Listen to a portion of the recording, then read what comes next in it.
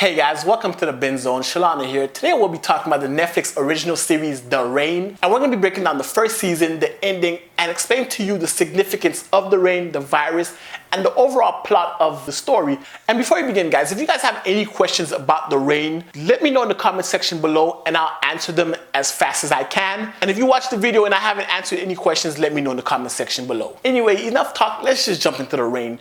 The Rain is the story of essentially two main characters. You have Simone and Rasmus.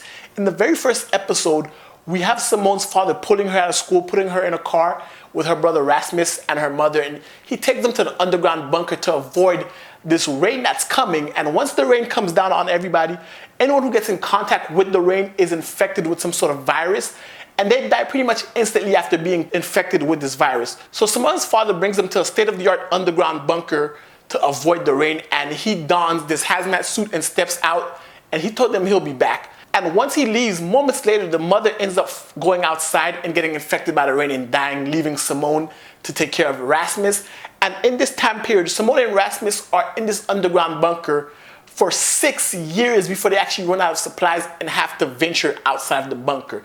Now, with this initial downpour that happened in the first episode, pretty much all of the known world is infected by this disease, and those who weren't hit by the rain initially are only the survivors scattered around.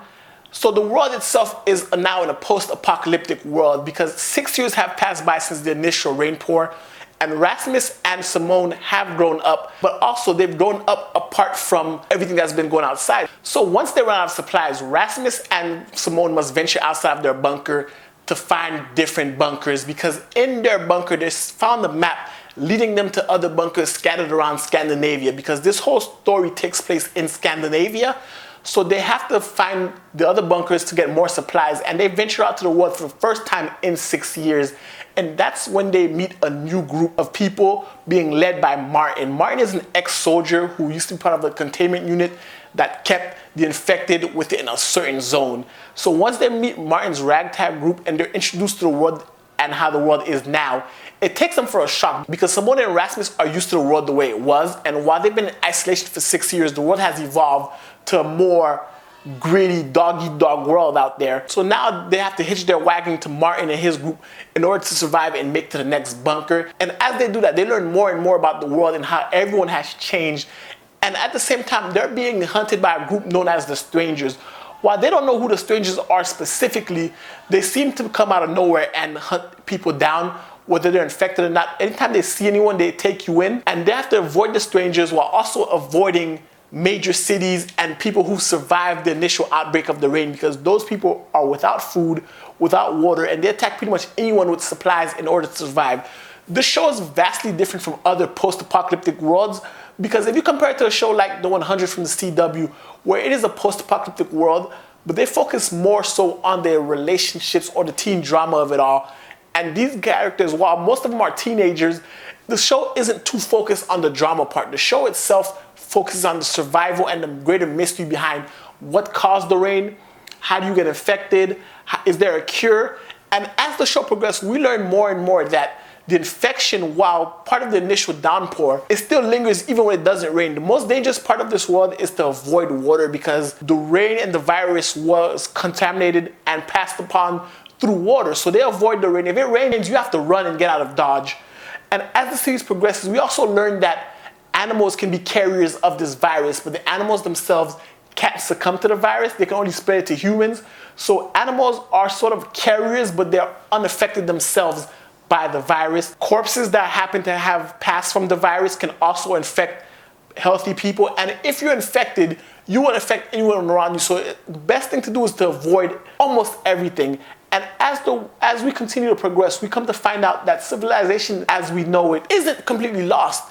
The cast of characters find out that they're in a quarantine zone, as if this area they're in Scandinavia is the only place affected by the virus and it's been contained by a giant wall. So the goal of the group is to find Rasmus and Simone's father to escape, and also find the mysteries behind the Apollon Company. The Apollon Company is the company that Rasmus and Simone's father works for, and at the same time, they are the ones who created all these different bunkers, and they have to dive deeper into this mystery to find out how it is that they're going to get out of this. And we come to find out later on, as characters move on and pass from the show, that Rasmus himself is immune to the virus that is coming down from the rain or water, or any way you transmit the virus to Rasmus, he is immune, while everyone else is not immune. And now Rasmus becomes the key to survival, not only for the group with Simone and Martin, but also for the rest of the known world.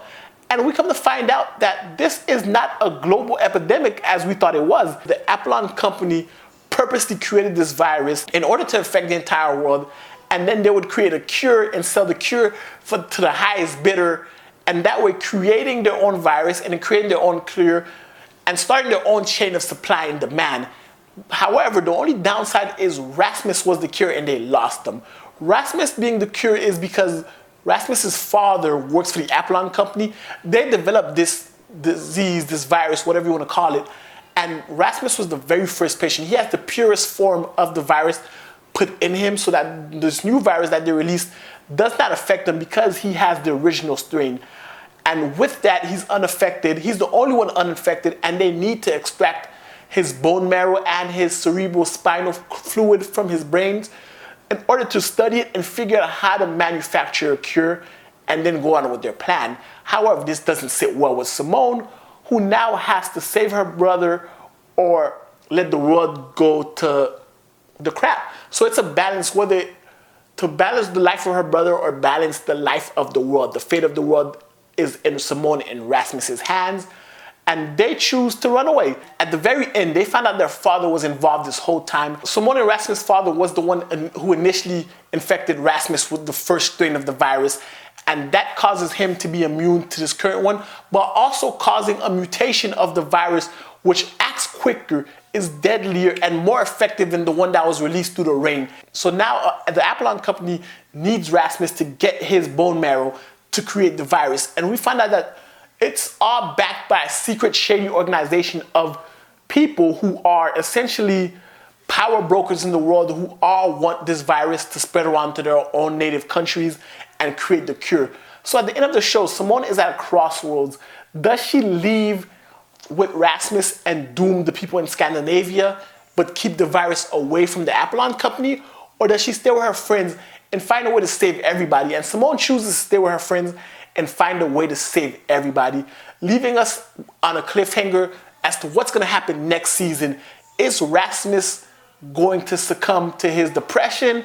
Is Simone going to really doom the world in order to save her brother's life? All this on the weight of the shoulders of Rasmus, who's 16 years old, and Simone, who I want to say is about 20 or 21 because she was about 14 or 15 at the start of the show. Anyway, guys, that's season 1 of The Rain, one of Netflix's best new shows so far.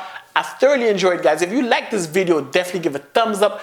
Check out some other videos. Do you have any questions about The Rain? Let me know in the comment section below, and I will answer any questions you might have. And guys, don't forget to hit the subscribe button if you guys haven't already. Hit the thumbs up, hit the like button, and until next time, binge on.